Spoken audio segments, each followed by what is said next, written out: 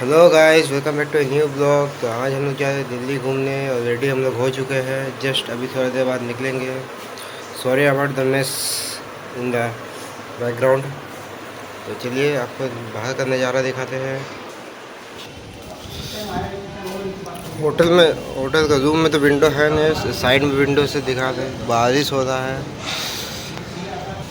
और इधर कंस्ट्रक्शन का काम चल रहा है। उधर मेन रोड है। ओके चलिए तो हम निकला जाए अपने डेस्टिनेशन की ओर।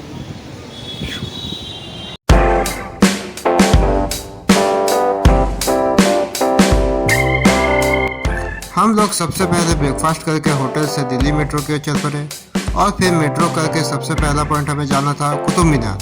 और कुतुब मीनार मेट्रो पे उतर के सबसे पहले हमने ऑटो ले ली।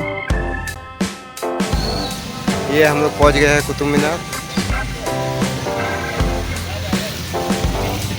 यहाँ से टिकट काटेंगे और वहाँ पे ब्लॉक रूम भी है। और ना जाने क्यों इस दिन सुबह से बारिश हो रही है, जिसकी वजह से मौसम भी पूरा सुहाना हो गया था। और हमने कुतुब मीनार जितना सोचा था उतना ऊंचा था नहीं है। ज़्यादा से ज़्यादा 4 से 5 मंजिल इमारत जितना होगा। लेकिन कुतुब मीनार के साइड के जो गार्डन्स थे काफ़ी ब्यूटीफुल और वेल मेंटेन्ड लग रहे थे।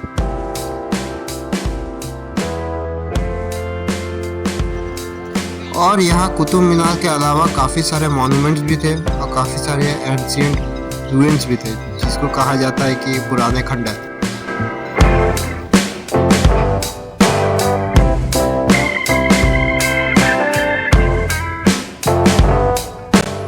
और ये दिल्ली में फॉरेनर टूरिस्ट के लिए one of the most visited point है।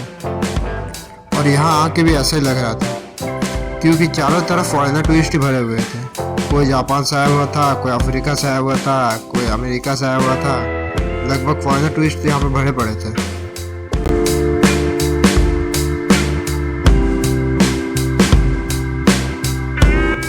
अब थोड़ी हिस्ट्री हो जाए। कुतुब मीनार को 1199 से 1220 के बीच में बनाया गया था और इसके अंदर 399 स्टेयर्स है और इसकी हाइट 72.5 मीटर्स है और डायमीटर 2.75 मीटर्स है।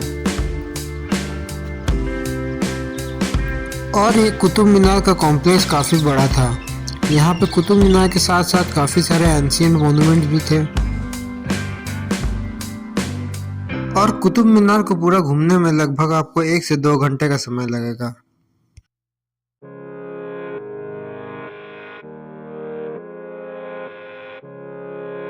फिर कुतुब मीनार से निकल के चल पड़े हम लोग नेक्स्ट डेस्टिनेशन की ओर, जो कि था अक्षरधाम। और आपको बता दें कि इंडिया का लार्जेस्ट टेम्पल है और वर्ल्ड का सेकंड लार्जेस्ट टेम्पल है अक्षरधाम पीछे। और ये अप्रोक्स 190 एकर्स में फैला हुआ है। और यहाँ पे वीडियोग्राफी और फोटोग्राफी करना अलाउ तो था नहीं, लेकिन आप सभी को एक बार जरूर आना चाहिए, क्योंकि ये दिल्ली का one of the must visit point है, मस्ट विजिट टूरिस्ट स्पॉट है।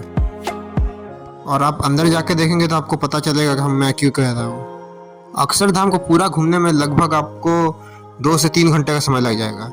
ऊपर से यहाँ पे एक तो शो भी होता है 45 मिनट से 1 घंटे का, तो अगर वो भी देखेंगे तो आपको लगभग 4 से 5 घंटे का समय तो लग ही जाएगा। अंदर में बहुत ही बड़ा कैंटीन है जहाँ पे लगभग सभी तरह के फूड्स मिलते हैं, south Indian, north Indian, east Indian, West Indian सब।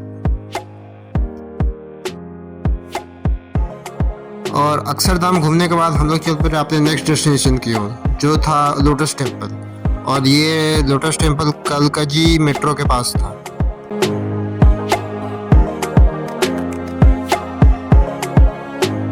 और लोटस टेम्पल तो देख लिए।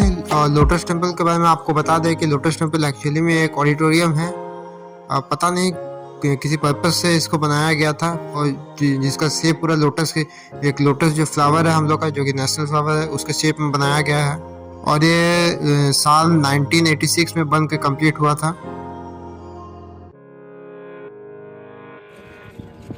मैं पर्सनली बोलूँ तो लोटस टेम्पल देख के उतना मज़ा आया नहीं, जो कि बाकी सब टूरिस्ट स्पॉट देख के आया था। जस्ट एक बिल्डिंग है जो कि लोटस फ्लावर के शेप में है। और कुछ नहीं है।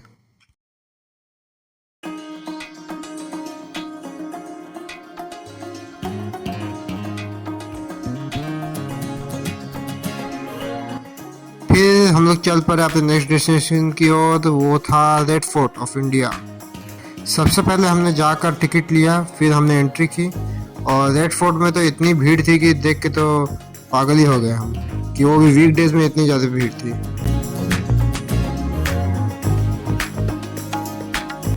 और यहाँ ना जाने क्यों सबको तोप के साथ फोटो खिंचाने का चस्का लगा था। मुझे और मेरे दोस्तों को तो अंदर जाके पता चला कि इतनी भीड़ किस चीज़ के लिए है। अंदर में एक मिनी मार्केट भी है, मिनी तो बोलेंगे नहीं, काफ़ी बड़ा मार्केट है। मतलब हमने सोचा बाहर से तो देखने समझ भी नहीं आएगा कि अंदर में एक मार्केट होगा रेड फोर्ट के अंदर। और इस मार्केट में सोवेनियर शॉप से लेके ज्वेलरी शॉप से लेके लगभग सभी तरह के शॉप मिल जाएंगे आपको। लेकिन यहाँ मैक्सिमम शॉप्स पे लेडीज आइटम ही मिल रहे थे।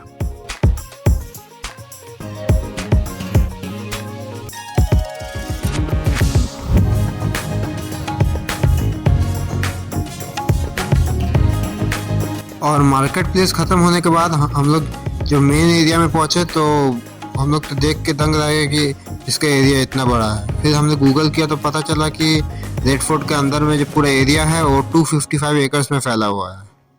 और इसके अंदर काफ़ी सारे पुराने बिल्डिंग्स थे, और जिसका नाम तो हम लोग को पता था नहीं, लेकिन काफ़ी बड़ा एरिया था और अंदर में बहुत बड़े बड़े गार्डन्स भी थे जिसमें किसी फंक्शन का तैयारी किया जा रहा था।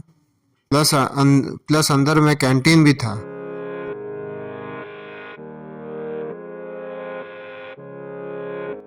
और रेड फोर्ट को पूरा घूमने में लगभग आपको 2 से 3 घंटे का समय लग ही जाएगा।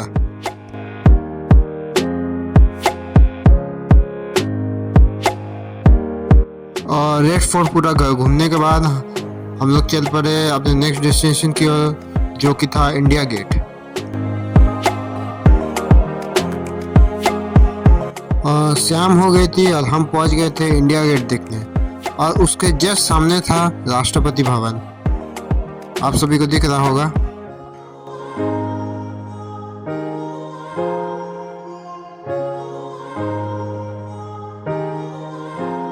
और राष्ट्रपति भवन के 1 किलोमीटर दूर से काफी टाइट सिक्योरिटी दिखाई दे रही थी। और थोड़ा अंधेरा होने के बाद लाइटिंग के साथ इंडिया गेट बहुत ही मस्त दिख रहा था। और चलिए थोड़ा और पास जाके देखते हैं।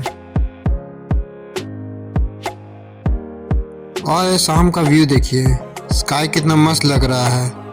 एक तरफ राष्ट्रपति भवन और दूसरी तरफ इंडिया गेट। जो इंडिया गेट दिख रहा था एक्चुअली में 2 किलोमीटर दूर था, तो हम लोग का चलते चलते हालत ख़राब हो गया था। और शाम हो गई थी और अंधेरा भी हो गया था, और अंधेरे में लाइटिंग के साथ इंडिया गेट बहुत ही मस्त दिख रहा था। तो चलिए थोड़ा और सामने जाके देखते हैं। और बीच बीच में मेन रोड है बोल के यहाँ पे ये लोग ने ऐसा अंडरग्राउंड पैसेज बना के रखा है, जिससे एक तरफ से दूसरी तरफ जाने में सुविधा होता है। हम लोग तो डायरेक्ट मेट्रो से उतर के डायरेक्ट इंडिया गेट की तरफ चल पड़े। और इंडिया गेट के सामने तो बहुत ही भीड़ लगा हुआ था, मत ही पूछिए। और साइड में फाउंटेन था, बहुत ही मस्त दिख रहा था। और इंडिया गेट के जस्ट पीछे तरफ एक सुभाष चंद्र बोस, नेताजी सुभाष चंद्र बोस का स्टैचू था।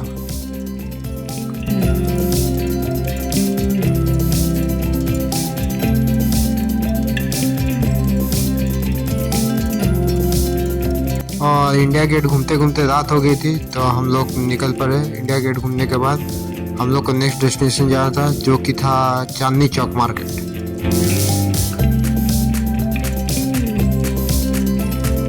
और चांदनी चौक मार्केट हम लोग का लास्ट डेस्टिनेशन था, और हम लोग का बहुत लेट भी हो गया था, जिसके कारण लगभग 70% मार्केट बंद भी हो गया था।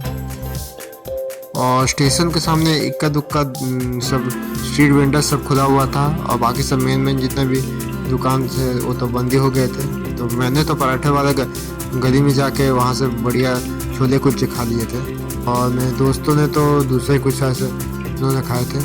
और शॉपिंग तो कुछ किए नहीं, मेरे दोस्तों ने कुछ किया होगा, मैंने तो कुछ किया ही नहीं। तो शॉपिंग वॉपिंग खाना वाना खाने के बाद तो हम लोग डायरेक्ट होटल चल गए। तो ये वाला ब्लॉग यही था। Okay bye, see you in next blog, bye.